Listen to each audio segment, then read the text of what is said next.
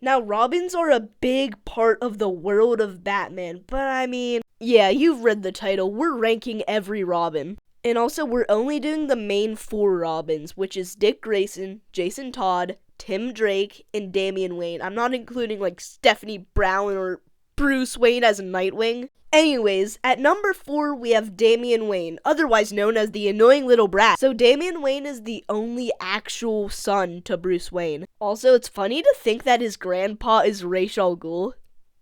It's just kind of funny. So as I said, Damian is very annoying and bratty. But okay.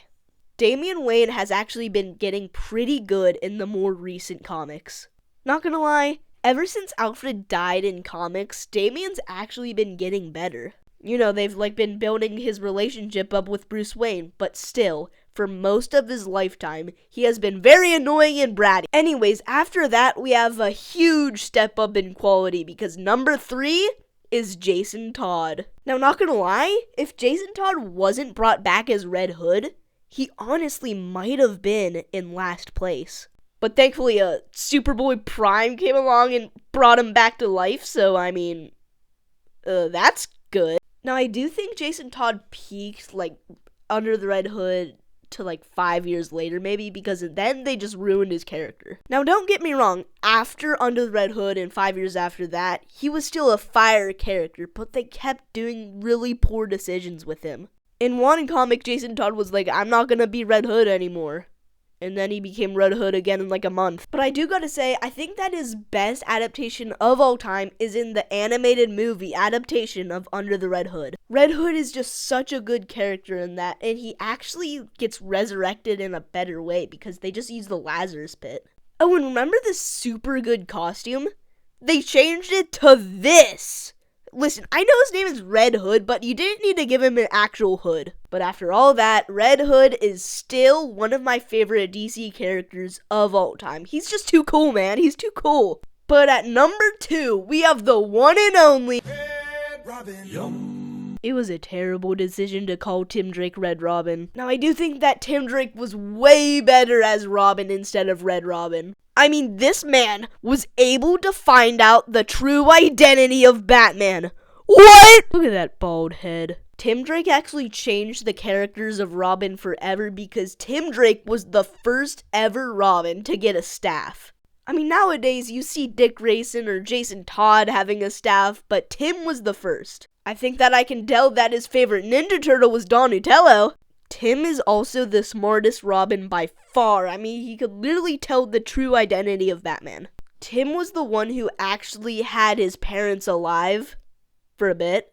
But I'm sorry, the other adaptations of him just don't hold up. I mean, the Arkham version is not good. The Batman the Animated Series version of him is literally just Jason Todd called Tim Drake. Also, I think that Tim is the most underrated Robin. I mean, he's definitely the least talked about one, but he's one of the best. Yeah, Tim Drake as Robin was just way too short-lived. They should have never put Damian Wayne in. I want Tim Drake to be Robin. So that is why, my friends, that Tim Drake is the second best Robin. But anyways, my friends, it is time to get to the best Robin. He's the best, and not only that, he was the first. It is Dick Grayson. When I say Dick Grayson is the greatest Robin, I mean it. And not only that, he is my favorite fictional superhero of all time. I mean, from being an acrobat to being picked up by Bruce Wayne to becoming Robin to stepping out of Bruce Wayne and becoming Nightwing, man, it's so good. Now, there was a time, like a 10-year period, where Dick Grayson got shot in the head and he lost all his memories and became the mantle of Rick Grayson. We don't talk about that, though. But for some reason, when Nightwing isn't in a comic and he's in any other sort of media, they almost always do him dirty. In the Titans show, he gets shot in the head. The DC animated movie universe, he's just completely done dirty in that. He's done dirty in so many things. But I do think that there are 2 exceptions for that. Number 1 is the new Batman Adventures version of Nightwing. He is so good in it. And then we have the Young Justice version of him, which is very good.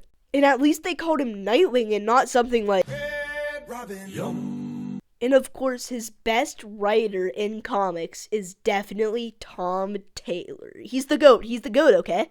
Also, the New 52 got a lot of things wrong, but one thing that they didn't get wrong is Nightwing's relationship with the Court of Owls. And if you don't know, Nightwing's actually tied to them.